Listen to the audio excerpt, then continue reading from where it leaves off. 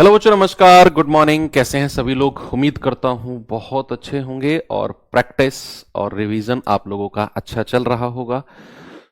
चलाते जाओ, क्योंकि दिन ऐसे ही आगे बढ़ते जाएंगे और जो सिलेबस है वो आपके ऊपर ऐसे ही हावी होता चला जाएगा। अभी शुरुआत है, हो सकता है कि आपको ऐसा लग रहा हो कि मैं चीजों को कंट्रोल कर सकता हूं अगर मैं 2-4 दिन नहीं पढ़ूंगा तो भी।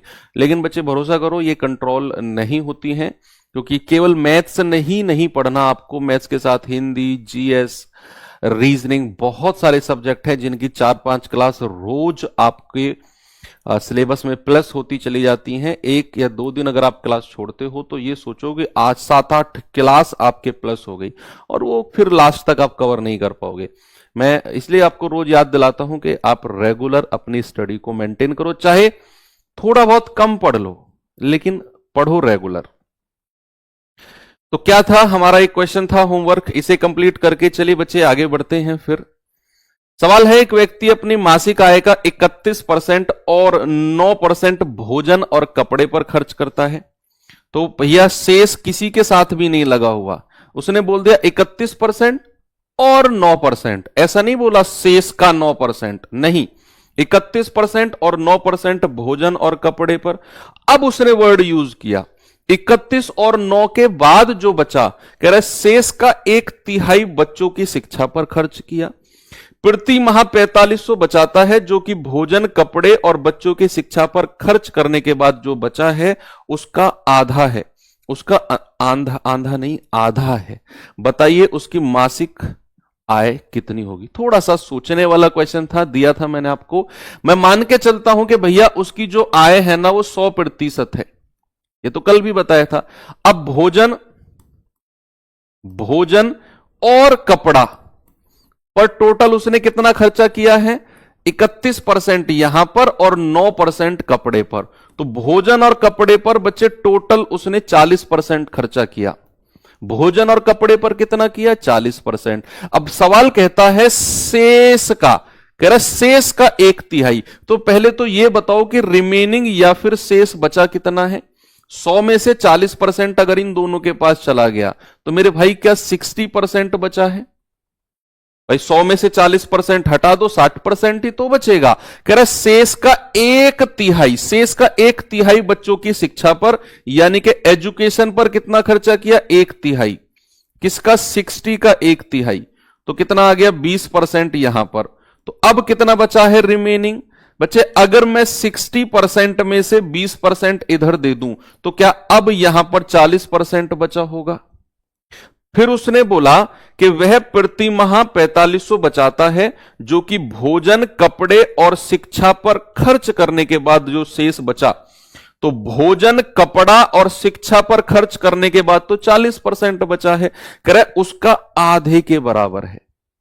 जो उसने 4500 बचाए हैं ना, ये 40% की वैल्यू नहीं है, ये इस 40% का भी आधा बोला उसने। तो इसका भी अगर मैं हाफ कर देता हूं तो कितना आता है? 20%। और इसी 20% की वैल्यू 4500 के बराबर है। आपसे कह रहा है 100% की वैल्यू बता दो क्या होगी? What is the value of 100%? तो आप कहोगे सर 1% और 100% निकाल लो, या फिर आप सीधा 20% से 100% अगर बनाना चाहते हो तो 5 से गुणा करनी पड़ेगी। भाई 20 पंजे 100 होता है ना, तो इधर भी 5 से गुणा कर दो। तो आप कहोगे सर ये तो 22,500 रुपए वैल्यू आ गई 100% की, और यही उसकी इनकम है, यही उसकी मंथली इनकम, मासिक आय। कल आप लोगों ने जिसने इस क्वेश्चन में दिमाग लगाया, मुझे भरोसा है आप एंड तक पहुंच गए होंगे। चलिए तो फिर बढ़ते हैं आज के सेशन की तरफ। बात करते हैं अब आय, खर्च, बचत की। भाई ओवरऑल आपको कमाना है, और आप जब एंट्री करोगे ना सरकारी फील्ड में, 8वां वेतन आयोग लग चुका होगा। देखो कितने किस्मत वाले हो तुम, कितने किस्मत वाले हो। वेतन आयोग लगा और तुरंत तुम्हारी नौकरी। जो लोग आपसे महीना, 2 महीना, 4 महीना पहले आपसे आपसे 5-6 साल सीनियर थे, 5-6 साल 6 साल कम से कम सीनियर थे। 6 साल से जो वो सैलरी अपनी कमा के लाए, मान लो 6 साल पहले उनकी सैलरी 30,000 थी, 6 साल बाद उनकी सैलरी सपोज दैट 40,000 हुई। आप लगते के साथ ही 40,000 रुपए लोगे। वो लोगों को दुख लगेगा कि यार हम तो 6 साल में 40,000 तक पहुंचे थे, लगते ही 40,000 पे आ गया। तो ये किस्मत है भाई। अब वो किस्मत को कितने अच्छे से आपको वहां तक पहुंचाना है, वो आपके ऊपर डिपेंड करता है। लोग अक्सर पढ़ाई को किस्मत से रिलेट कर लेते हैं कि भाई मेरा सिलेक्शन नहीं हो रहा, मेरी किस्मत बेकार है, उसका सिलेक्शन हो गया, उसकी किस्मत अच्छी है। वो किस्मत नहीं, वो प्रॉपर मेहनत होती है। कि आप ऐसे बोला करो ना, मैंने मेहनत नहीं की इसलिए मेरा सिलेक्शन नहीं हुआ, उसने ज्यादा मेहनत करी उसका हो गया। हां, अगर आप 0.1 0.2 नंबर से रहते हो तो मैं थोड़ा बहुत किस्मत का फैक्टर कहूंगा, मैं तब भी नहीं कहूंगा। लोग कहते हैं, इसलिए मैं उनको निराश नहीं करना चाहता, इसलिए मैं कहूंगा कह सकते हो। लेकिन पर्सनली अगर मैं अपने पॉइंट ऑफ व्यू से कहूं तो मैं बहुत रिजिड हूं इस मामले में। मैं कहूंगा अगर आप 0.1 नंबर से भी रह रहे हो ना, तो भी आपकी मेहनत में कमी है, तो भी आपकी ही मेहनत में कमी है। ये आप एक्सेप्ट करो, बुरा मानने की बात नहीं है। किस्मत फैक्टर है। जैसे अभी मैंने वेतन आयोग बताया कि आप पहुंचे, वेतन आयोग लगा, ये किस्मत है, ये आपका लक है। चलिए, तो अब हम चलते हैं आय, खर्च और बचत के क्वेश्चन के पास। आय, खर्च और बचत। क्या बच्चे मैं ये कह सकता हूं कि इनकम, एक्सपेंडिचर और सेविंग, भाई खर्च को बोलते हैं एक्सपेंडिचर, बचत को कहते हैं सेविंग, आय को कहते हैं इनकम। क्या अगर मैं खर्च और बचत को जोड़ दूं, क्या वो मुझे आय के बराबर मिलेगा? क्या वो मुझे आय के बराबर मिलेगा कि नहीं? अगर मैं एक्सपेंडिचर और सेविंग दोनों को जोड़ दूं तो क्या बचे, वो आय इनकम के इक्वल हो जाएगा? आप कहेंगे हां जी सर। अगर मैं यहां से खर्चा पूछूं कितना है, तो क्या अगर आप बचत को आय में से घटा दो, अगर आप कहोगे सर बचत को आय में से घटा दो, तो आपका खर्चा आपको पता चल जाएगा। अगर मैं कहूंगा कि भैया मुझे सेविंग यानी कि बचत बताओ क्या है, तो आप क्या करोगे, खर्च को आय में से घटा दोगे, इनकम में से एक्सपेंडिचर माइनस करोगे, तो आपको सेविंग मिल जाएगा। बेसिक फॉर्मूला आपका यही है। अब इसमें सवाल कैसे बनते हैं जरा देखना। एक दो टाइप के क्वेश्चन बनते हैं। पहले टाइप का क्वेश्चन यहां देखेंगे जरा इसे।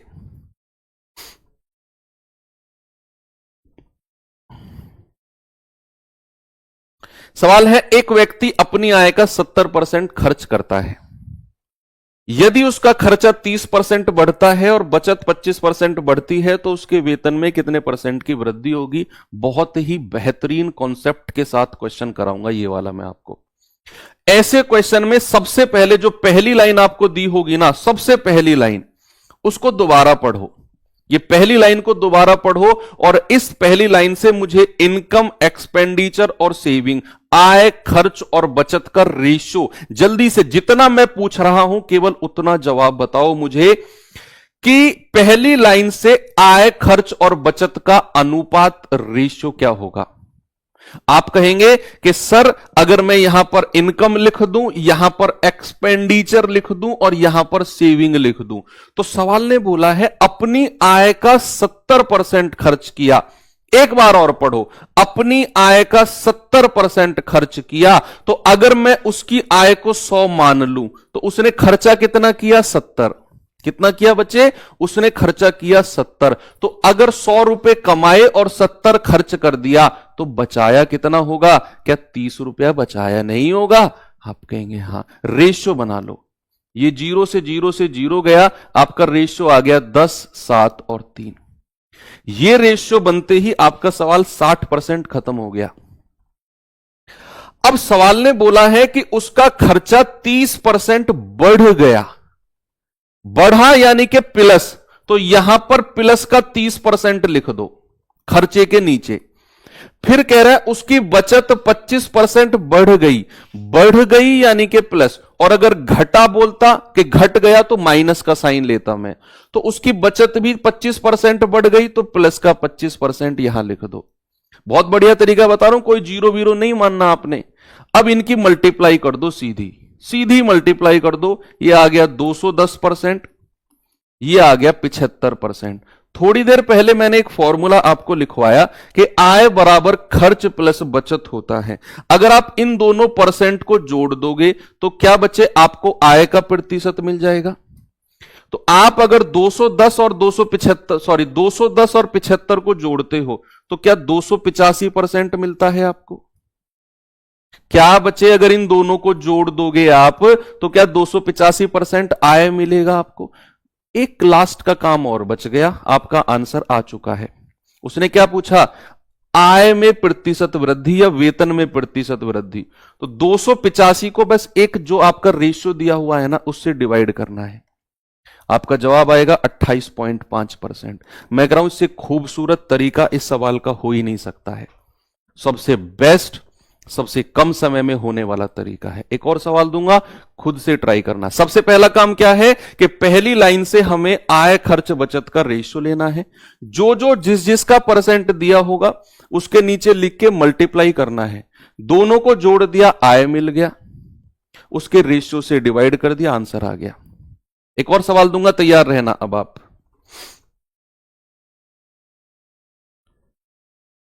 चलिए ये सवाल देखिए, ये क्वेश्चन देखेंगे बच्चे जल्दी से।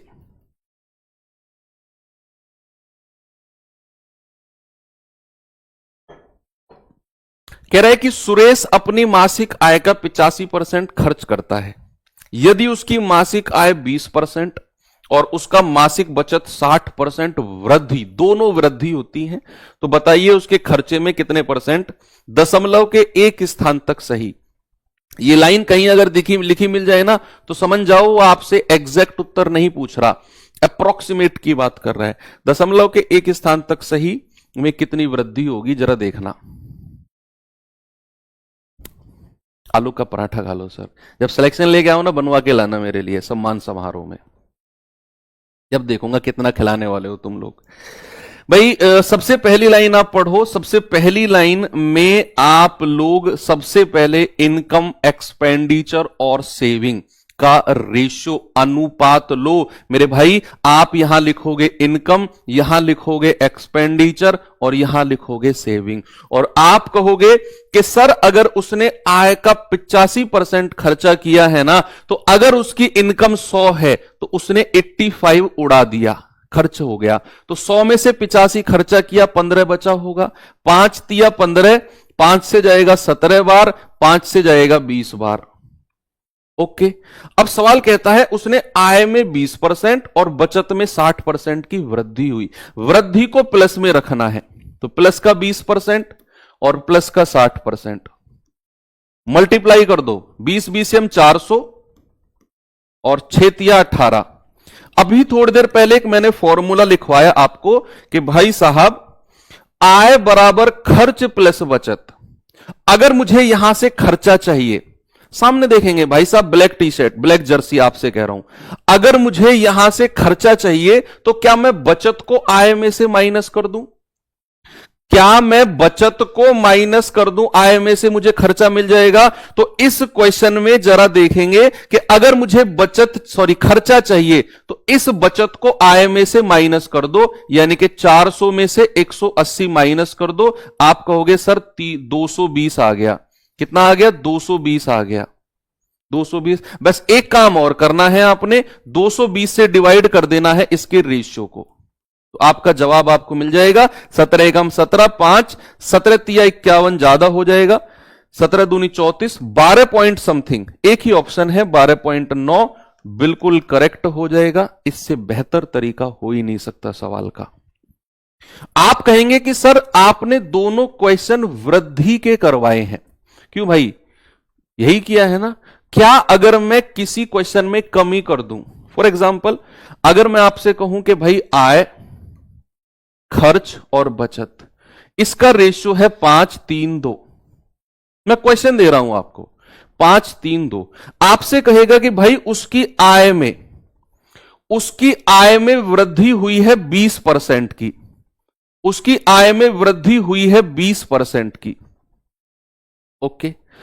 और उसके खर्चे में कमी हुई है 5% की।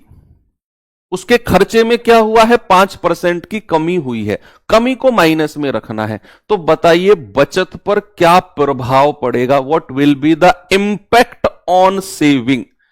जल्दी से सोच समझ के बताओ। ये प्लस का मतलब है आय बढ़ी, माइनस का मतलब है खर्चा कम हुआ।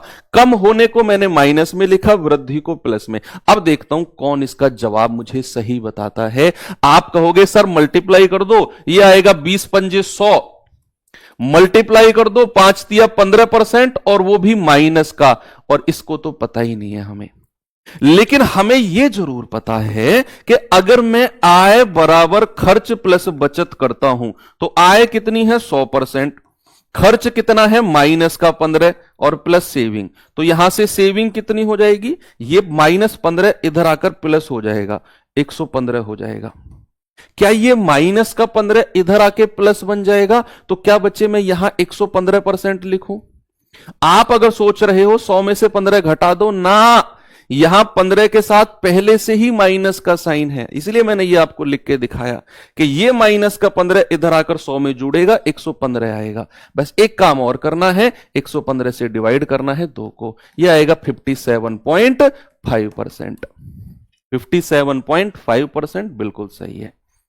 तो वो लोग जो ये 15 माइनस कर रहे हो 100 में से, समझ जाओ अगर ये कमी वाला केस होगा तो फिर ये इधर आकर प्लस होकर 100 में जुड़ेगा। ठीक है, वेरी गुड। चलिए अब थोड़ा सा अलग एक और टाइप का क्वेश्चन होता है इसमें, इसको देखिए जल्दी से बच्चे, इस सवाल को देखेंगे क्या होगा।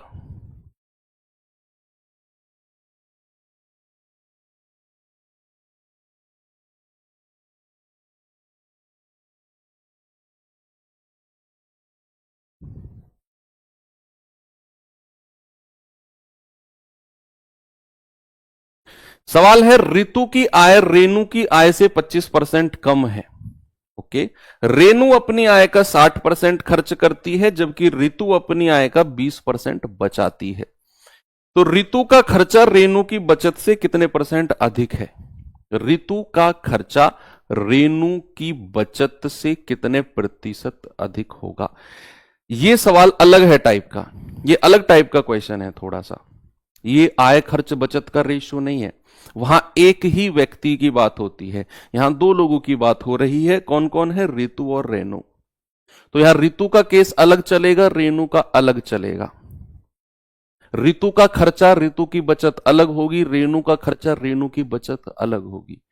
तो सेकंड टाइप का क्वेश्चन है इसी में ही, आय खर्च वाले में। तो यहां दो लोगों की बात करनी है, रितु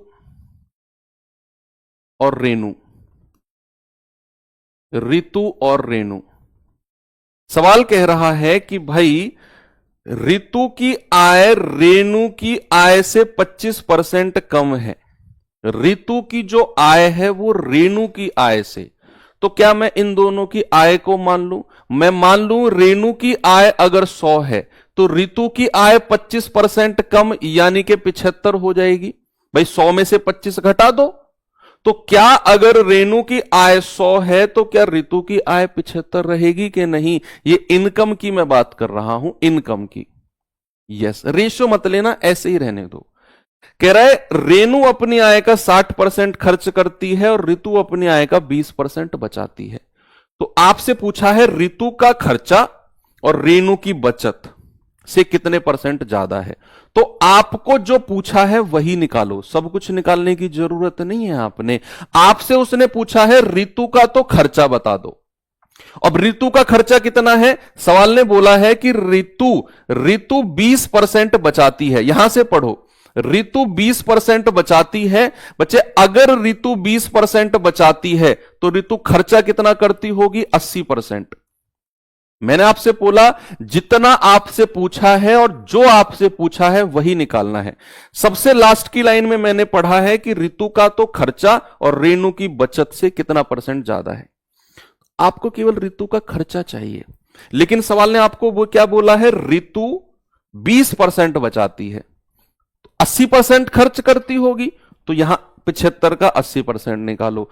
रेणु की बचत निकालनी है, सवाल ने दिया है रेणु 60% खर्च करती है, तो रेणु बचाती कितनी होगी, रेणु की बचत पता करनी है। रेणु अगर 60% खर्च कर रही है तो 40% बचाती होगी। जो पूछा वही चाहिए आपको, वही निकालना है। तो 80% का फ्रैक्शन 4/5 होता है 75 का, 15 5 75 और 15 चौकू 60। बचत 40% का फ्रैक्शन 2/5 होता है 100 का, तो 5 से जाएगा 20 बार और 20 दूनी 40। अब एक बार पढ़ लो, सवाल ने आपसे पूछा क्या है। आपसे कह रहा है ऋतु का खर्चा रेणु की बचत से कितने % अधिक है। तो रेणु की बचत 40, ये 60, कितना अधिक है सर, ये तो 20 अधिक है भाई, ये 40 है ये 60 है, और परसेंट में बताना है तो 20/40 रेणु की बचत नीचे रखनी है, क्योंकि जिसके साथ से लगा होगा, मैंने आपको बोला कल परसों की क्लास में भी, उसको नीचे रखते हैं। तो 20 दूनी 40 और 2 से जाएगा 50 बार। कितना आ गया बच्चे, 50%। ऑप्शन नंबर ए बिल्कुल सही है। अच्छा क्वेश्चन था। आपको क्वेश्चन में सब कुछ देगा, एक की बचत दूसरे का खर्चा। आपको सबसे पहले सवाल पढ़ के सबसे लास्ट में पहुंचना है कि उसने पूछा क्या। उसने पूछा ऋतु का खर्चा और रेणु की बचत, रेणु की बचत, वही आपको चाहिए। एक और सवाल ऐसा ही देता हूं आपको मैं। ये सवाल देखिए, ये सवाल देखेंगे बच्चे जरा, इसका जवाब देखिए क्या आ सकता है आपके एंड से।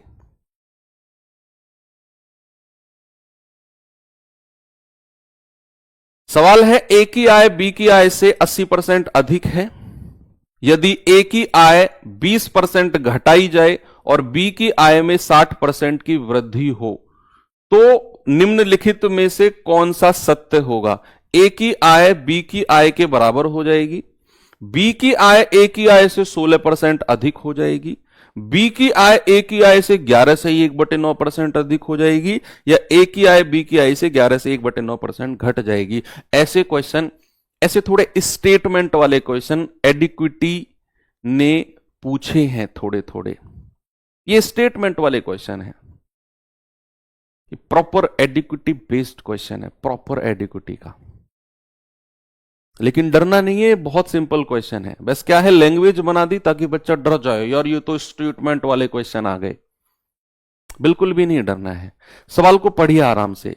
कह रहा है ए की आय बी की आय से 80% ज्यादा है, तो क्या मैं यहां से ए और बी की आय को मान सकता हूं कुछ। आप कहेंगे सर बिल्कुल मान सकते हो। अगर मैं यहां ए लिखूं बच्चा, यहां बी लिखूं, तो सवाल ने बोला है ए की आय बी की आय से 80% अधिक है। अधिक कौन है, ए, किससे, बी की आय से। तो अगर मैं बी को 100 मान लूं तो ए कितना हो जाएगा, 180। रेशियो मत बनाना, ऐसे ही रहने दो। अब सवाल ने आगे बोला ए की आय 20% घटाई गई और बी की आय में 60% की वृद्धि हुई। आप लोग ही मुझे बताओगे, अगर मैं किसी वैल्यू को 20% कम कर दूं तो वो कितने % हो जाएगी। अगर मैं 20% बच्चे कम करता हूं किसी वैल्यू को, तो क्या वो वैल्यू 80% हो जाएगी। भाई 20% कम करने के बाद कोई भी वैल्यू बचेगी कितनी, आप कहेंगे सर बचेगी 80% बचेगी। ये सब लिखने की जरूरत नहीं, ये तो मैं आपको जस्ट समझाने के लिए लिख रहा हूं, जस्ट समझाने के लिए। और अगर किसी वैल्यू में 60% की, बी की वैल्यू में 60% की वृद्धि हुई है ना, तो 60% की वृद्धि के बाद कितने % हो जाएगी, 160% हो जाएगी। ये जस्ट आपको समझाने के लिए लिखा है मैंने। अब ये 80% किसका, 180 का। तो 80% का फ्रैक्शन होता है 4/5 180 का। 5 से जाएगा 36 बार और 36 चौके 144। भैया 160% का मतलब होता है 160/100 मल्टीप्लाई बाई 100, तो ये आएगा 160। अब सवाल ने क्या बोला है, पहला ऑप्शन। अब ऑप्शन बाई ऑप्शन चलेंगे। सवाल का पहला ऑप्शन कहता है क्या ए की आय बी की आय के बराबर हो जाएगी, है ये तो 144 है, ये 160 है, बराबर कहां से हो गई, बराबर तो है ही नहीं। कह रहा है बी की आय ए की आय से, ए की आय से 16% ज्यादा है। चलो चेक करते हैं भाई, ए की आय से कितना ज्यादा है ये। ए की आय है 144, बी की है 160। क्या ये 16 ज्यादा है? परसेंट में नहीं, संख्या में ही। तो कितने परसेंट ज्यादा है? 16 बटे किसकी आय से बोला है उसने? ए की आय से। तो जिससे बोलता है वो नीचे मल्टीप्लाई बाई 100। तो 16 निम्मा 144। और पहली क्लास का टेबल ओपन करके देखो, जिसको मैंने याद करने के लिए बोला था कि अगर 1/9 लिखा हुआ है तो भैया उसका परसेंटेज होता है 11 सही 1/9%। तो यहां पे जो बी की इनकम है ना, वो ए से 11 सही 1/9% ज्यादा है। ऑप्शन बी क्या कहता है? 16%। गलत। ऑप्शन सी क्या कहता है? बी की आय ए की आय से 11 सही 1/9। बिल्कुल सही जवाब है ऑप्शन नंबर सी। आपको डी चेक करने की जरूरत नहीं है। डी में वो कह रहा है घट जाएगी। घटेगी कैसे भैया? 144 से 160 हुआ है, ज्यादा होगी।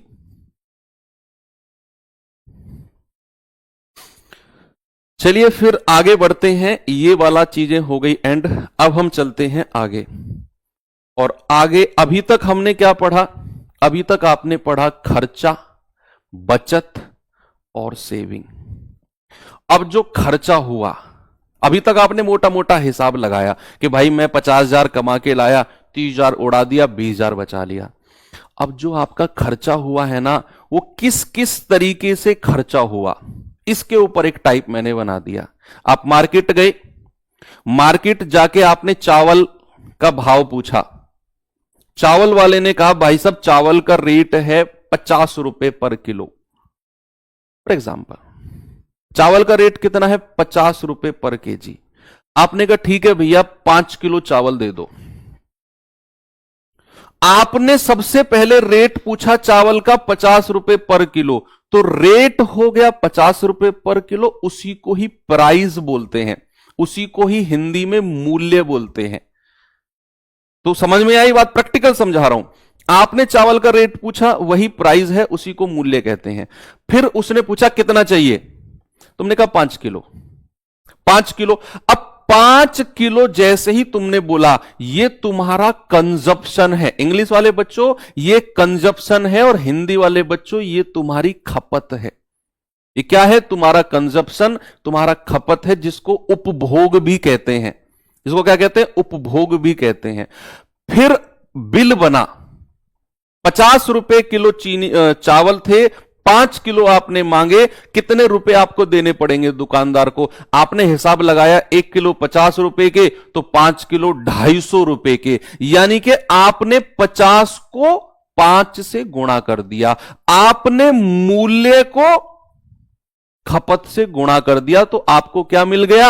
आपका खर्चा, आपका एक्सपेंडिचर मिल गया। तो यहां पर वही कहानी है कि बच्चे अगर आप मूल्य को खपत से गुणा करते हो, अगर आप मूल्य को खपत से गुणा करते हो, तो मेरे भाई आपको खर्च मिल जाता है। यानी कि अगर प्राइस को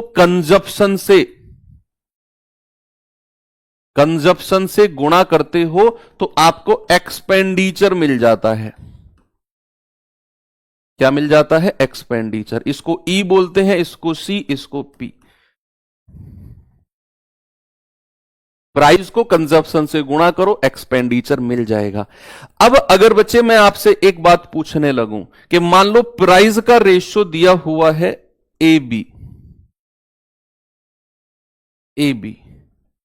और या एग्जाम्पल से समझाता हूं। प्राइस का रेशियो है 3:4, कंजप्शन खपत का रेशियो है 3:4,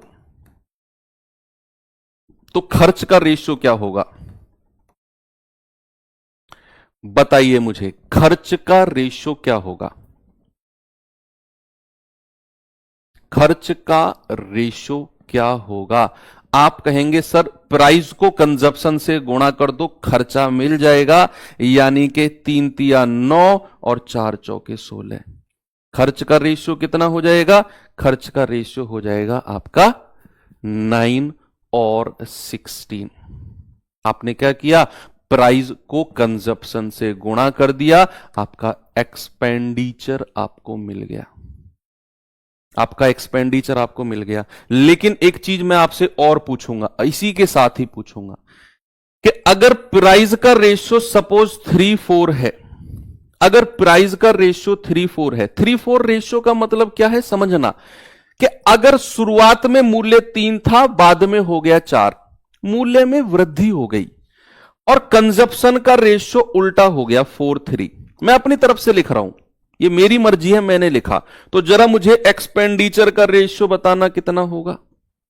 मैं यहां से एक फॉर्मूला, एक बेहतरीन कॉन्सेप्ट आपके लिए तैयार करने जा रहा हूं। आप मुझे बताओ, अगर प्राइस का रेशियो, मूल्य का रेशियो 3:4 है, खपत का रेशियो 4:3 है, उल्टा कर दिया मैंने इसी का ही, तो मुझे एक्सपेंडिचर का रेशियो बता दो क्या होगा, खपत खर्चे का रेशियो।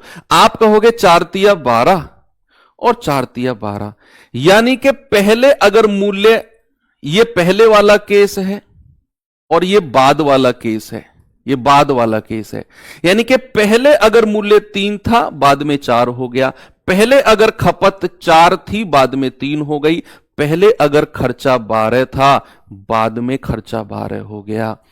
क्या खर्चा बढ़ा? सोचो, आपने हो सकता है डायरेक्ट रटा हो कॉन्सेप्ट पहले, मैं आपसे कह रहा हूं कि क्या खर्चा पहले कितना था 12, बाद में कितना हो गया 12। खर्चा तो सेम है, खर्चे पर कोई प्रभाव नहीं, एक्सपेंडिचर कांस्टेंट बोलते हैं इंग्लिश में इसे। तो ये कंडीशन आपके दिमाग में आई कि सर अगर मैं मूल्य के रेशियो को उल्टा खपत का रेशियो कर दूं, तो जो रेशियो मूल्य का होगा उसका उल्टा अगर खपत का होगा, तो ये वैल्यू हमेशा आपको बराबर मिलेगी, ऑलवेज। अब इसे मैं एक कॉन्सेप्ट के रूप में बच्चे लिखने जा रहा हूं कि अगर किसी क्वेश्चन में खर्चा समान रखना है, क्या रखना है, खर्चा समान रखना है। भाई पापा आपको क्या देते हैं, पापा आपको पेट्रोल, आप लाइब्रेरी जाते हो बाइक से, सपोज कुछ बच्चे जाते होंगे, तो आपका क्या है, आपका फिक्स है कि महीने में 500 रुपए का पेट्रोल फूकता है, पापा से आपने 500 रुपए लेने हैं। अब पेट्रोल की कीमत बढ़ गई, पापा को नहीं पता और आपकी हिम्मत नहीं हो रही है 500 रुपए से ज्यादा मांगने की, तो आप 500 ही लोगे, उसी में ही काम चलाओगे, चाहे पेट्रोल की कीमत बढ़ी हो चाहे घटी हो, आपको उसी 500 रुपए में काम चलाना है। कीमत बढ़ी तो जितना पेट्रोल आपको पहले मिल रहा था उतना मिलेगा क्या अब? नहीं सर, पेट्रोल का रेट 90 था, अब 100 हो गया, तो अब पेट्रोल कम आएगा बाइक में, लेकिन 500 रुपए में अब पेट्रोल कम आएगा, पहले 500 रुपए में पेट्रोल ज्यादा आ रहा था 90 के रेट से। तो खर्चा अगर आपको समान रखना है बच्चे, अगर आपको एक्सपेंडिचर को कांस्टेंट रखना है, रिमेन्स कांस्टेंट रखना है, तो याद रखना जो रेशियो कीमत का होगा, जो रेशियो उसके प्राइस का होगा, उसका उल्टा रेशियो खपत यानी कि कंजप्शन का हो जाएगा। यही बात मैंने आपको यहां पर एग्जाम्पल के माध्यम से समझाई कि कीमत अगर 3 से 4 है तो खपत 4 से 3 उल्टा कर दो, तो ये मल्टीप्लाई होके 12 बना देगा। यहां भी मल्टीप्लाई कर दो, ए बी, खर्चा सेम रहेगा। ठीक है, तो ये बात आपको दिमाग में रखनी है। बहुत बेहतरीन क्वेश्चन यहां से बनते हैं। अब सवाल क्या है, सवाल देखेंगे एक बार। देखिए बच्चे एक बार सवाल को,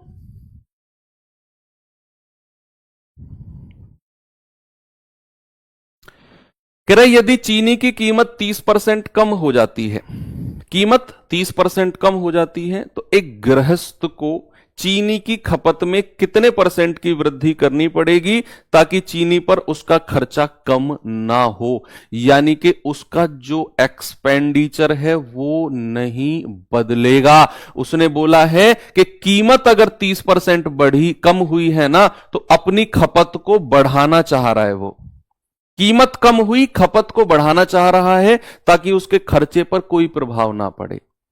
तो सबसे पहले आप ये % जो दिया हुआ है इसका फ्रैक्शन, इसका भिन्न मुझे बता दो। आप कहोगे सर 3/10। तो प्राइस क्या बोला उसने, 30% कम। कम का मतलब क्या होता है मेरे भाई, 10 में से 3 घटा दो 7। और अगर खर्चा समान रखना है, अगर एक्सपेंडिचर को कांस्टेंट रखना है, तो जो रेशियो प्राइस का होगा, क्या कंजप्शन का रेशियो उसका उल्टा नहीं हो जाएगा? क्या ये 7 से 10 नहीं हो जाएगा? अभी तो बताया मैंने आपको, खर्चे को नहीं बदला उसने लिखा लास्ट की लाइन में ताकि उसका खर्चा कम ना हो। तो कितने की वृद्धि हुई है खपत में भैया? 7 से 10 हो गई खपत, प्लस का 3। और अगर परसेंट में बताना है तो 3 बटे, और पुरानी खपत कितनी है? 7 मल्टीप्लाई बाई 100, ये आ जाएगा 300 बटे 100, 7%। तो 7 चौको 28, 2 7 दूनी 14, 42 सही, 6 बटे 7%। ऑप्शन नंबर बी मेरा बिल्कुल करेक्ट है, 42 6 बाई 7%। ठीक है बच्चे, आगे चलूं और बताऊं सवाल आगे।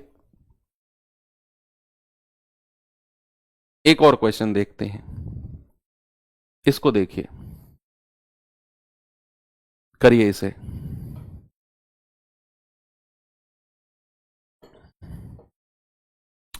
चीनी की कीमत में 25% की वृद्धि हुई। एक परिवार को चीनी की खपत में कितने प्रतिशत की कमी करनी चाहिए ताकि चीनी पर खर्चा समान रहे?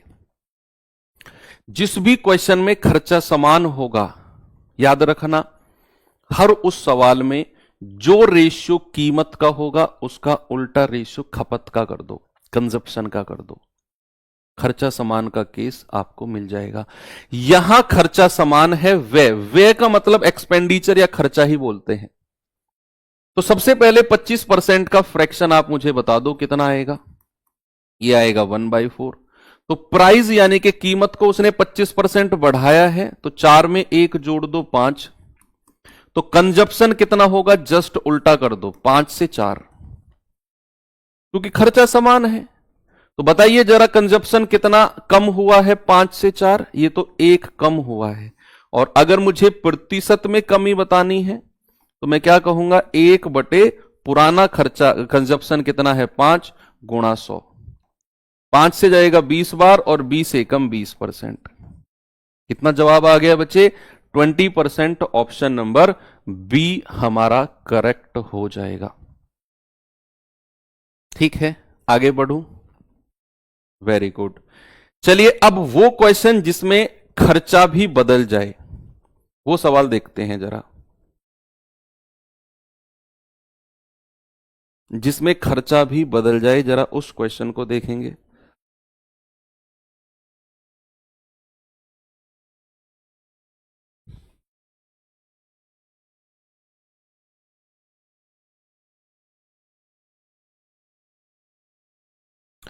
सवाल है, किसी खाद्य तेल की कीमत में 45% की वृद्धि हुई।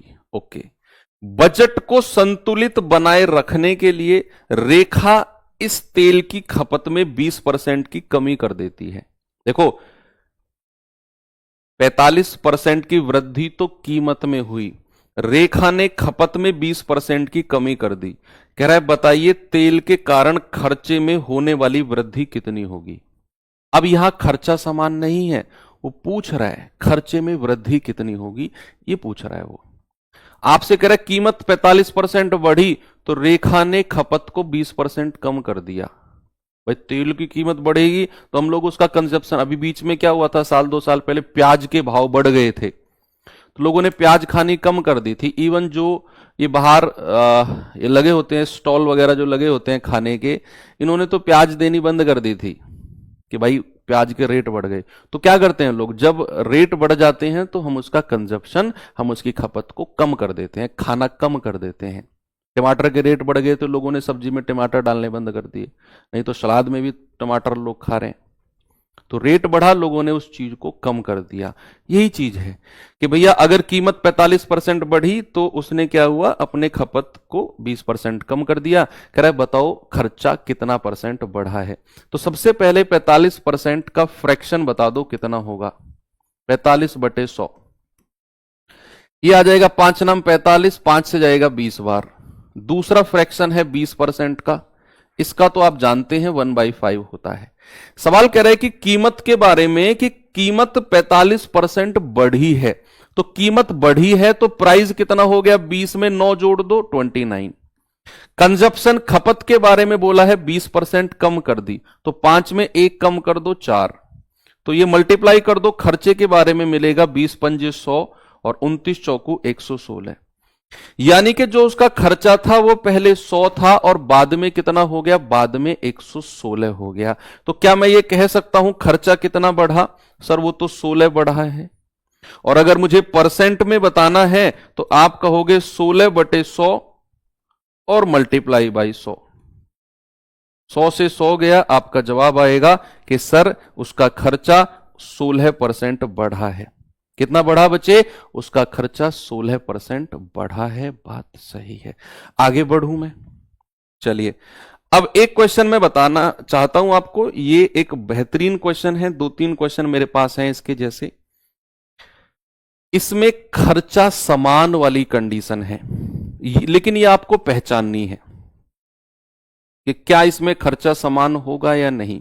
अगर आपने ये बात पकड़ ली कि इसमें खर्चा कांस्टेंट है, खर्चा समान है, तो आपका पहले वाला कॉन्सेप्ट कि जो रेशियो प्राइस का होगा उसका उल्टा रेशियो खपत यानी कि कंजप्शन का हो जाएगा। लेकिन आपको ये रटना नहीं, आपको समझना है सवाल में कि भैया खर्चा समान है या नहीं। आप कहोगे सर चीनी के मूल्य में 20% की वृद्धि हुई, चीनी के मूल्य में क्या हुआ, 20% की वृद्धि हुई। एक व्यक्ति 120 रुपए में 3 किलोग्राम चीनी कम खरीद पा रहा है। अब इस लाइन से बच्चे कंफ्यूज हो जाते हैं थोड़े से कि 120 रुपए में 3 किलोग्राम चीनी, तो वो सोचते हैं कि ये 3 किलो चीनी 120 रुपए में आई है। ऐसा सोचते हैं सच में? आप पढ़ो, आप भी यही सोचोगे कि भैया 20% की वृद्धि हुई और आप एक व्यक्ति 120 में 3 किलोग्राम कम खरीद पा रहा है, तो कहीं ना कहीं आपको ऐसा नहीं लग रहा कि ये 3 किलो चीनी 120 रुपए में आ रही है? ऐसा लग रहा है ना? लेकिन ये इसका मतलब नहीं है। कह रहा चीनी का बढ़ा हुआ मूल्य है। तो इससे पहले मैंने आपको वो बताया कि आप क्या समझोगे इसका मतलब, लेकिन इसका असली मतलब क्या है कि उस व्यक्ति के पास 120 रुपए टोटल है, उसके पास 120 रुपए टोटल है। ये जो उसने सवाल में बोला है ना 3 किलो चीनी कम खरीद पा रहा है, ये किसकी वजह से? ये बच्चे मूल्य में 20% की वृद्धि की वजह से है। इसका 120 से कोई लेना देना नहीं है। ये जो 3 किलो चीनी कम खरीद रहा है ना, मूल्य 20% बढ़ गया। उसके पास पहले भी 120 रुपए थे, मूल्य बढ़ने से पहले और मूल्य बढ़ने के बाद भी उसके पास 120 रुपए ही है। बेचारे की जेब खाली है, घर से ही 120 रुपए लेके चला कि भाई चीनी लेके आनी है 120 रुपए की। अब जितनी वो घर से सोच के चला था उसको बोलते हैं मूल, ओरिजिनल, और जितनी उसे मिली वहां जाके दुकानदार ने जितना उसको दिया उसको बोलते हैं नया। जो घर से सोच के चला था कि भाई 120 रुपए लेके जा रहा हूं, फलाना फलाना चीनी खरीद के लाऊंगा, पता चला मार्केट में जाके 20% भाव बढ़ गया चीनी का, तो जितनी वो घर से सोच के चला था 120 में, अब उसको उतनी नहीं मिलेगी, उसको 3 किलो कम मिलेगी। लेकिन क्या इस 20% की वृद्धि से उसका जो खर्चा है वो बदलेगा? नहीं, उसने तो 120 पकड़ा दिए उसकी जेब में।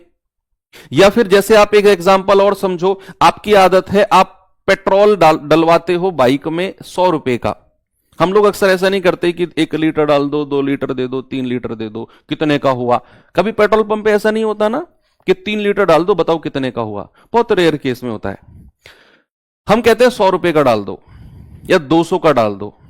हमें मतलब नहीं है पेट्रोल की कीमत बढ़ी है या कम हुई है, हमें पता है कि फिक्स 100 रुपए का डलवाना है। अब पेट्रोल पहले 90 रुपए का आ रहा था तो हमें ज्यादा पेट्रोल मिल रहा था, लेकिन पेट्रोल अगर 100 रुपए का हो गया तो उतना पेट्रोल नहीं मिलेगा जितना 90 का मिल रहा था। लेकिन हमारे पास तो पहले भी 100 रुपए का डलवा रहे थे, अब भी 100 रुपए का पेट्रोल डलवा रहे हैं। हमें मतलब ही नहीं है कीमत बढ़ो या कम हो। तो ये वही है कि पहले भी 120 रुपए की ही चीनी ले रहा था, कमी या वृद्धि होने के बाद भी 120 रुपए की ही लेगा, तो खर्चा उसका सेम रहेगा, खर्चा उसका कांस्टेंट रहेगा। बच्चे इन दैट केस हमारे दिमाग में सवाल अब क्लियर हो गया कि खर्चा समान वाली स्थिति है, और जो स्थिति, जो कंडीशन खर्चा समान वाली होती है उसमें हम जानते हैं कि 20% का फ्रैक्शन कितना हो गया, 1/5।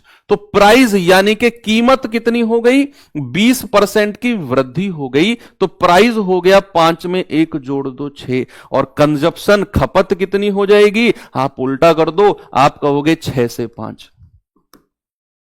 क्योंकि हम ये समझ गए कि इसमें खर्चा सेम है, उसका कांस्टेंट है, और वो कितना है, 120 रुपया है। खर्चा कितना है, 120 रुपया है, कांस्टेंट है। खपत के बारे में थोड़ा सा बात करते हैं कि पहले वो 6 यूनिट खरीद रहा था, मूल रूप से घर से सोच के चला था, लेकिन नया मिला है उसको 5 यूनिट, तो खपत बेचारे की कम हो गई 1 यूनिट। पहले सोच रहा था 6 मिलेगा, बाद में मिला है 5, 1 यूनिट कम हो गई, लेकिन सवाल में कह रहा है 3 किलो कम, तो 1 यूनिट का मतलब 3 किलो। अब यहां से बच्चे 4 सवाल बनते हैं। पहला सवाल बनता है उसका मूल कीमत, तो मूल कीमत के लिए उसकी मूल खपत बताओ कितनी होगी। आप कहोगे 1 यूनिट 3, 6 यूनिट 18, मूल खपत आ गई 18। तो मूल कीमत पूछेगा आपसे, ओरिजिनल कीमत यानी कि घर से कितनी कीमत वो सोच के चला था कि चीनी की ये रेट होगा, तो 120 बटे खपत 18 डिवाइड कर दो, ये उसकी मूल कीमत होगी। लेकिन आपसे ये नहीं पूछा, आपसे पूछा है कि भैया मूल खपत 18 है, 120 रुपए है, 120 बटे 18, 6 तिया 18, 20 बटे 3 रुपए पर किलो, 20 बटे 3 रुपए पर किलो। और अगर आपसे जो सवाल में पूछा है बढ़ा हुआ मूल्य यानी कि वो नया मूल्य पूछ रहा है, तो बच्चे 1 यूनिट 3 किलो, 5 यूनिट कितना आएगा, 15 किलो। 5 यूनिट कितना आ गया, 15 किलो। तो नई कीमत कितनी हो जाएगी, नई कीमत हो जाएगी 120 बटे 15, ये आ जाएगा 8 रुपए पर किलो। ये सवाल आपका इतना सा ही था, बस सवाल इतना सा ही था। ये तो मैंने आपको एक्स्ट्रा बताया है कि अगर आपसे मूल कीमत पूछेगा तो ये वाला पार्ट करना है, नई कीमत पूछेगा तो ये वाला पार्ट। एक और सवाल दूं, खुद से करेंगे, देखना, निराश मत करना मुझे, जल्दी से जवाब बता दो इसका। सभी बच्चे बताएंगे क्या जवाब होगा इसका।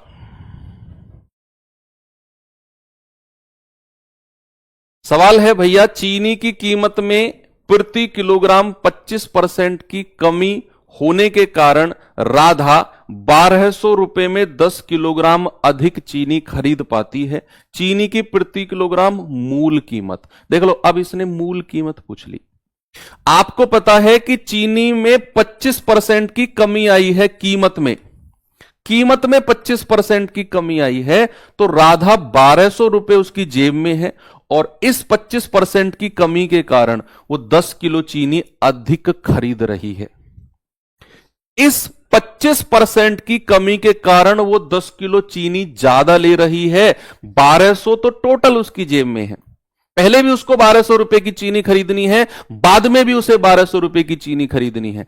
खर्चा नहीं बदलेगा उसका, लेकिन जो ये 10 किलो ज्यादा चीनी मिली है, ये कीमत कम होने की वजह से है।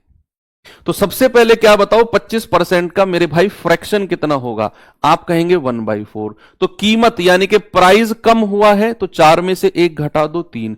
तो जो खपत कम, कंजप्शन की मैं बात करूंगा, उल्टा कर दो, 3 से 4, यानी कि पहले वो 3 यूनिट खपत थी, बाद में उसकी खपत बढ़ गई, कितनी हो गई, 4 यूनिट।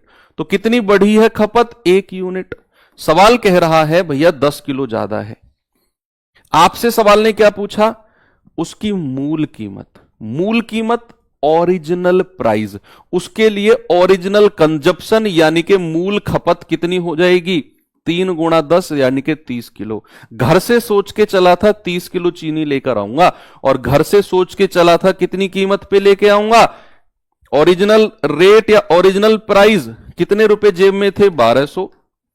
बटे 30 का हिसाब सोच के चला था बेचारा, ये आ जाएगा 40 रुपए पर किलो। कितना आएगा बच्चे? 40 रुपए पर किलो घर से सोच के चला था। एक और सवाल दूं, 100% बच्चों का जवाब आना चाहिए, 1% भी एक्सेप्शन नहीं निकलना चाहिए इस क्वेश्चन में। जल्दी से जवाब बताओ इसका क्या होगा।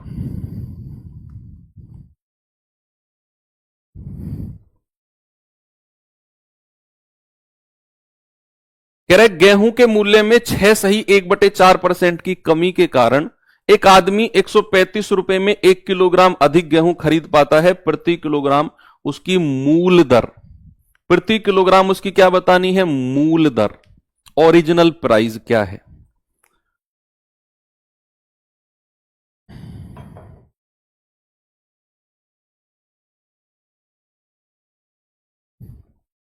सबसे पहले इसका फ्रैक्शन बताओ, 6 सही 1/4% का। देखो अगर आप डायरेक्ट याद रख सकते हो तो 1/16 याद रखना, नहीं तो फिर आपको करना पड़ेगा 6 चौक 24 और 1 25/4%।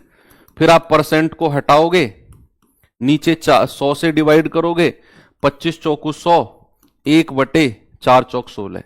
लेकिन मैं कहूंगा इसे डायरेक्ट याद रखो, 6 सही 1/4% का 1/16 होता है। ये स्क्रीन ठीक कर देना ऊपर। 6 सही 1/4%, अरे वो साइड से बटन दबा दो ना, कोई भी बटन दबा दो, नीचे वाला ऑफ ही कर दिया, चलो कर दो, ऑन हो जाएगा। ठीक है, तो आपको पता है 6 सही 1/4% की कमी हुई है। कमी का मतलब है 16 में से 1 कम कर दो 15, तो भैया इसकी कंजप्शन कितना हो जाएगा? 15 से 16, यानी कि उसकी पुरानी खपत अगर 15 थी तो नई कितनी हो जाएगी? 16। कितनी बढ़ी? 1 यूनिट। और सवाल के अकॉर्डिंग 1 किलोग्राम। आपसे उसने क्या पूछा है? मूल दर। तो मूल दर के लिए मूल खपत पता होना जरूरी है। घर से कितना सोच के चला था? 15 किलो खरीदूंगा भाई, और कितने रुपए में? 135 में। तो मूल कीमत कितनी हो जाएगी? मूल कीमत कितनी हो जाएगी? आप कहेंगे सर 135/15, यानी कि 9 रुपए पर किलो। 9 रुपए पर किलो आपका जवाब है, ऑप्शन नंबर सी। सभी बच्चे, एक भी बच्चे का जवाब अलग नहीं है, सबका 9 है। वेरी गुड, मजा आ गया। चलो कुछ परीक्षा वाले क्वेश्चन कर लेते हैं, exam based question.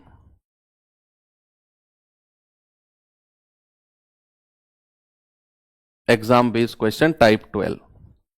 Exam based question में क्या है भैया? मुझे एक बात बताओ, आप एग्जाम दोगे, आपने कॉलेज, आपने स्कूल के एग्जाम दिए होंगे। स्कूल के तो सबने दिए होंगे, कॉलेज के हो सकता है कुछ लोगों ने नहीं दिए हों, लेकिन स्कूल के तो सबने दिए होंगे। तो स्कूल के एग्जाम में आपने एक चीज पढ़ी कि भैया अगर आपको पास होना है ना तो आपको 40% नंबर चाहिए। एक तरफ तो पास होने के लिए परसेंट में बोलता है, और एक तरफ कहेगा अगर आपको पास होना है ना अंक में कह देगा आपको 60 नंबर चाहिए, पास होने के लिए 60 अंक चाहिए, इस तरीके से बोलेगा। या तो परसेंट में बोल दे या अंक में बोल दे कि भैया पास होना है 60 नंबर ले आ, या फिर अगर पास होना है तो 40% ले आ। एक तरफ परसेंट में, एक तरफ आपसे अंक में कहेगा।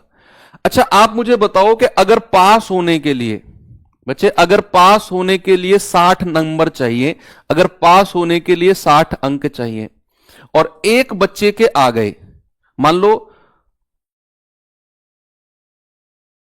सुमित के अंक आए हैं 45, तो पास हुआ है या फेल हुआ है? पास हुआ है या फेल हुआ है?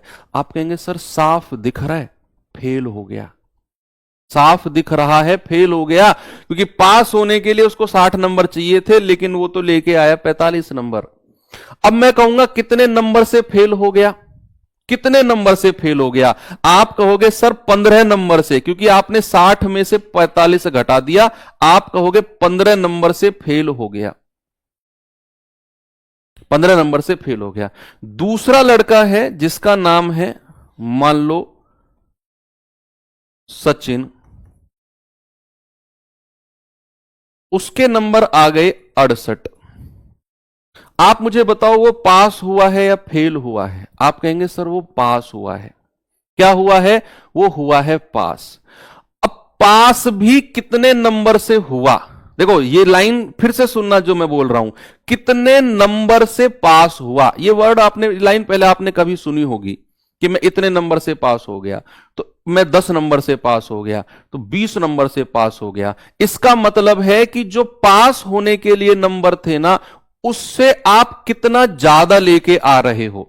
मान लो जैसे इसके नंबर आए 68, पास होना था 60 पे, तो मैं कहूंगा ये 8 नंबर से पास हो गया। तो कहीं भी ये लाइन अगर दिखी मिले ना कि इतने नंबर से पास हो गया, तो समझ जाना पास होने वाले नंबर से उतना ज्यादा लेके आया है। तो अगर ये 68 है, ये 60 पे पास है, तो हम कहेंगे 8 नंबर से पास हो गया, 8 अंक से पास हो गया। अब एक बात मैं बोलूंगा आपसे कि अगर मुझे सुमित को पास कराना है, अगर मुझे सुमित को पास कराना है, उसे कितने नंबर और दिलवाने पड़ेंगे? अगर मुझे सुमित को पास कराना है, 45 नंबर उसके हैं, 60 नंबर पे पास होगा, तो क्या सुमित को 15 नंबर और मिलने चाहिए, तब वो पास हो जाएगा। सुमित को टॉप नहीं करना, सुमित को बेचारे को जस्ट पास होना है। सुमित को बेचारे को जस्ट पास होना है, तो उसे 15 नंबर दिलवा दो, वो पास हो जाएगा। टॉप नहीं करेगा, वो टॉप नहीं करेगा। टॉप का मतलब है बटे में से बटे, वो नहीं करेगा। उसे तो जस्ट पास होना है, तो 15 नंबर दिलवा दो, पास हो जाएगा। लेकिन अगर मैं कहूंगा कि सचिन के मैं कितने नंबर माइनस कर दूं कि वो जस्ट पास रहे, फेल ना हो, मैं कितने नंबर माइनस कर सकता हूं मैक्सिमम? सचिन के मैं कितने मैक्सिमम नंबर माइनस कर सकता हूं कि वो फेल ना हो, सचिन भी पास रहे? तो कितने माइनस कर सकते हैं सर? जितने उसके एक्स्ट्रा नंबर हैं आप उतने ही माइनस कर दोगे। सचिन जब भी पास रहेगा, सचिन जब भी पास रहेगा, जितने नंबर वो ज्यादा लेके आया है उतने भी माइनस कर दोगे, तब भी वो पास रहेगा। यानी कि सुमित को पास कराने के लिए 15 दिलवाने पड़ेंगे, और सचिन के अगर आप 8 नंबर काट भी लेते हो तब भी सचिन पास रहेगा। एक नंबर और एक्स्ट्रा काट लिया सचिन का तो फेल हो जाएगा वो, क्योंकि बाउंड्री पे लेके आ गए आप उसे, इसको भी बाउंड्री पे लेके आ गए। तो ये है इसका बेसिक कॉन्सेप्ट। अब सवाल किस तरीके से बनते हैं जरा देखना। सवाल आपके सामने ये है, पहला क्वेश्चन पढ़िए बच्चे जरा इसको। देखो परसेंटेज बड़ा टॉपिक है, एक क्लास और होगी इसमें। अभी मैंने कल बताया था आपको, एक एक्स्ट्रा क्लास हम करेंगे, छठी क्लास इसमें। बहुत बड़ा टॉपिक है परसेंटेज। आप ये मान के चलो percentage, profit loss, discount, SI, CI, ये 4-5 टॉपिक आप कर लेते हो ना, तो लगभग 60 से 65% सिलेबस हो जाएगा आपका, 60 से 65%। उसके बाद चैप्टर बचेंगे, लेकिन वो छोटे छोटे चैप्टर होंगे, 2-2, 3-3 क्लास के maximum, 4 max two max 4 class. बस टाइम स्पीड डिस्टेंस थोड़ा सा रहेगा। कह रहे किसी परीक्षा में उत्तीर्ण होने के लिए टोनी को न्यूनतम 40% अंक पास प्राप्त करने हैं। टोनी के 40% आने चाहिए, वो पास हो जाएगा।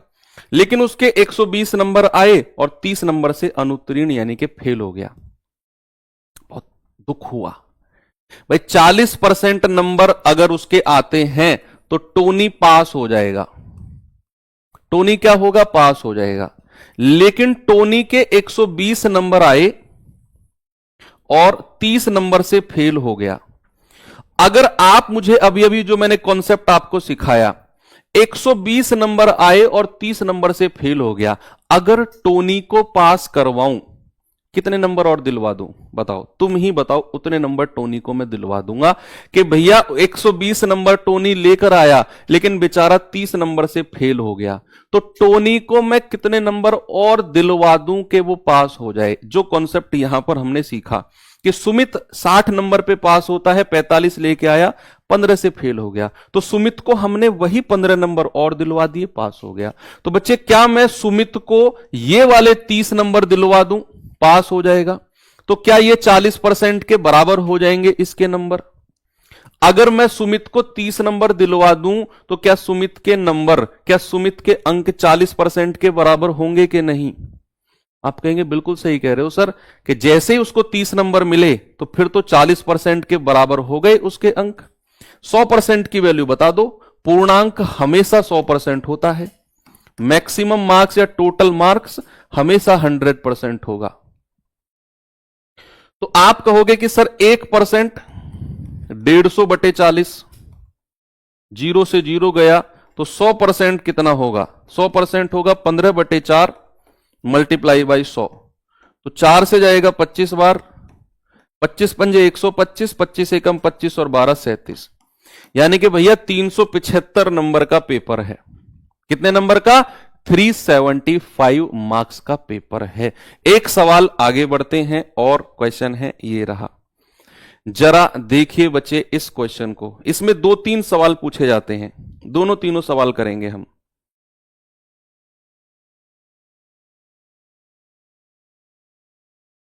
कह रहा है एक परीक्षा में राधा ने 20% अंक प्राप्त किए और 10 नंबर से फेल हो गई। राधा 10 नंबर से फेल हो गई। सीता ने 30% नंबर प्राप्त किए जो कि पास होने वाले नंबर से अधिक थे 20। तो परीक्षा टोटल अंक कितने हैं? यहां 2 लोगों की बात हो रही है बच्चे। 2 लोग हैं, कौन कौन? राधा और सीता। 2 लोग हैं, राधा और सीता। सवाल ने क्या बोला? सवाल ने बोला कि राधा के 20% अंक आए, 10 नंबर से राधा फेल हो गई। तो राधा के नंबर कितने आए हैं? 20%। और राधा फेल कितने नंबर से हो गई है? राधा फेल, यहां पे लिख देता हूं राधा की, कि वो 20% नंबर आए, 10 नंबर से फेल हो गई, तो माइनस का 10 लिख दो। फिर बात आती है, कैसे समझाऊं आपको? ऐसे लिखते हैं कि भाई यहां पे लिखो राधा, यहां पे लिखो सीता। राधा के 20% नंबर आए और राधा 15 नंबर से फेल हो गई। फेल हो गई कितने नंबर से? 10 नंबर से। सीता के 30% नंबर आए और सीता 20 अंक अधिक लेकर आ गई, यानी कि पास होने वाले अंकों से 20 नंबर ज्यादा ले आई सीता, प्लस का 20। अच्छा, अब आप मुझे बताओ, अगर मुझे राधा को मुझे पास करवाना है, अगर मुझे राधा को पास करवाना है, राधा के पास 20% नंबर है। राधा के पास कितने नंबर हैं बच्चा? 20%। तो राधा को अगर मुझे पास करवाना है तो ये 10 नंबर उसको दिलवा दूं मैं, पास हो जाएगी। ये 20% में मत जोड़ना 10, 30% मत करना, ये परसेंट है और ये अंक है। राधा के पास 20% अंक है, 10 नंबर से फेल हो गई, उसको मैं 10 अंक और दिलवा रहा हूं कहीं से, तो पास हो गई। अगर मैं सीता के पास कितने अंक हैं? 30%, और सीता जो है वो 20 नंबर ज्यादा लेके आई है। मैंने थोड़ी देर पहले कॉन्सेप्ट सिखाया, अगर मैं सीता के 20 नंबर काट भी लूं, क्या सीता पास रहेगी? फेल थोड़ी हो जाएगी। तो अगर मैं सीता के 20 नंबर काट भी लूं तब भी सीता पास रहेगी। तो क्या ये दोनों कंडीशन पास की हो गई? ये भी पास, ये भी पास, दोनों को बराबर कर दो। दोनों को क्या करो? दोनों को इक्वल कर दो। बस आप परसेंट को एक तरफ ले लो भाई। 20% 30 में से घटेगा 10%, ये माइनस का 20 इधर आकर जुड़ेगा, 30 हो जाएगा। 1% की वैल्यू 0 से 0 गया 3, तो 100% की वैल्यू, अधिकतम अंक पूछा है उसने, 100% आ जाएगा 300। और अधिकतम अंक या पूर्णांक कितना हो गया? 300। पूर्णांक कितना हो गया? 300। मैंने आपसे क्या बोला? राधा के 20% नंबर आए, 10 नंबर से फेल हो गई। तो अगर मैं राधा को 10 नंबर दिलवा दूं, राधा पास हो जाएगी, तो 20% प्लस 10। सीता के 30% नंबर आए, 20 नंबर ज्यादा ले आई पास नंबर से, तो अगर मैं 20 नंबर काट भी लूं तब भी पास रहेगी, -20। दोनों को बराबर करके 1% 3, 100% 300। अब इसमें एक सवाल और बनता है, सुनना बच्चे, इसमें एक सवाल और बनता है क्या? कि आपसे कहेगा पास प्रतिशत कितना है, पास प्रतिशत, और आपसे कहेगा पास होने के लिए अंक कितने चाहिए। ये 2 क्वेश्चन अलग से मैं आपको करवा रहा हूं। एक तो कहेगा पास प्रतिशत बताओ, और एक कहेगा पास होने के लिए अंक कितने चाहिए। ठीक है भाई, इसको एक तरीके से और कर सकते हो आप। एक बच्चे कह रहे डिफरेंस वाला करा दो सर, डिफरेंस वाला देख लो। डिफरेंस वाला तरीका क्या है यहां तक पहुंचने के लिए? एक तरफ परसेंट लिखो, 20% नंबर लाई राधा, 10 नंबर से फेल हो गई, एक तरफ नंबर लिख दो। सीता 30% नंबर लाई और सीता पास हो गई 20 नंबर से, यहां लिख दो 20। डिफरेंस ले लो इसका, देखो ये फेल हो गई थी माइनस, ये पास हो गई थी प्लस, डिफरेंस आएगा 10% डिफरेंस, और इन दोनों का भी डिफरेंस ले लो। बच्चे याद रखना, माइनस और प्लस का डिफरेंस हमेशा जुड़ता है, माइनस और प्लस का डिफरेंस हमेशा ऐड होता है, माइनस और प्लस। क्योंकि ये फेल हो गई 10 नंबर से, -10, ये 20 नंबर ज्यादा ले आई, प्लस का 20, तो माइनस प्लस का डिफरेंस जुड़ेगा, इन दोनों का डिफरेंस 10। तो 1% की वैल्यू कितनी आएगी? 3, है ना, 0 से 0 कट गया। अब आपसे 2 क्वेश्चन और पूछेगा, 2 क्वेश्चन पूछेगा पास होने के लिए परसेंट और पास होने के लिए अंक। तो उस केस में आपको क्या करना है कि 1% की वैल्यू अगर 3 है तो 20% की वैल्यू कितनी हो जाएगी? 20% की वैल्यू 3 गुणा 20, आप कहोगे 60, यही कहोगे। तो 60 अंक लेकर आई है राधा और 10 अंक से फेल हो गई, तो 10 अंक और दिलवा दो। तो राधा को पास होने के लिए 70 नंबर चाहिए। भाई ये 60 अंक तो राधा के आए हैं, मैंने 20% को अंकों में बदल दिया, क्योंकि राधा के 20% अंक है ना, मैंने उसे नंबर में बदल दिया।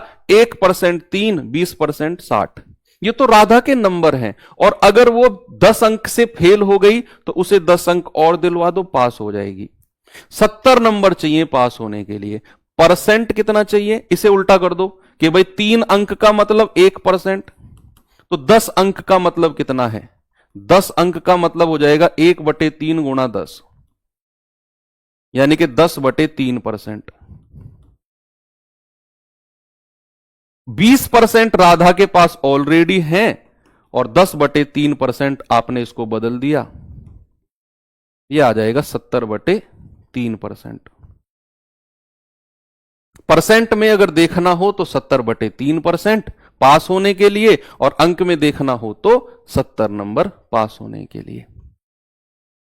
ठीक है, ये आपसे 2 एक्स्ट्रा क्वेश्चन पूछ सकता है।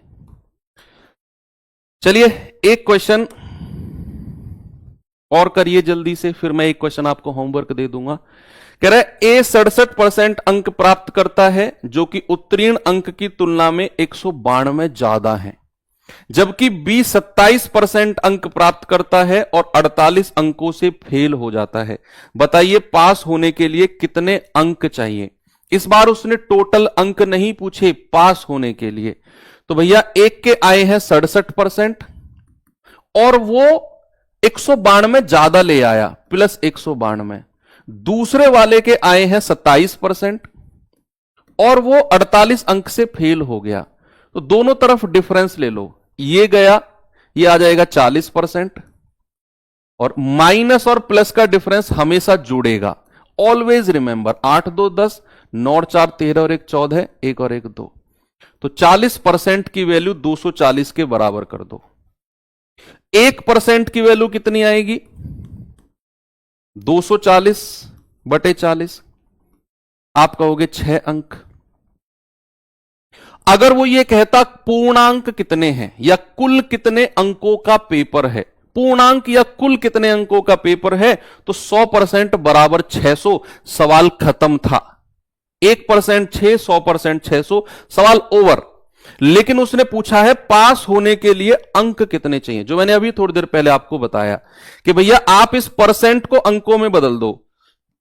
तो 67% का मतलब आएगा 67 गुणा 6, 6 सत्ते 42, 6 छिंग 36 और 4 40, यानी कि ए के 402 नंबर आए और 192 ज्यादा लेकर आया है, 192 ज्यादा लेकर आया है। अगर मुझे पास होने के लिए अंक चाहिए तो ज्यादा वाले के अगर घटा भी दोगे ना तो भी कोई फर्क नहीं पड़ेगा।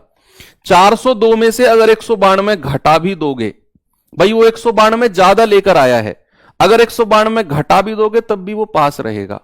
तो अगर 410 में से 192 घटाओगे तो ये कितना आएगा? 210, यानी कि तब भी वो पास रहेगा। ऑप्शन नंबर ए मेरा बिल्कुल सही है। एक सवाल मैं होमवर्क दे रहा हूं, इसमें दिमाग लगाना। कल हम यहीं से शुरू करेंगे और कल इस चैप्टर को बच्चा हम एंड कर देंगे, चुनाव वगैरह वाले सवाल जो भी बचे हुए हैं हमारे। ठीक है, तो हैव अ नाइस डे, जय हिंद।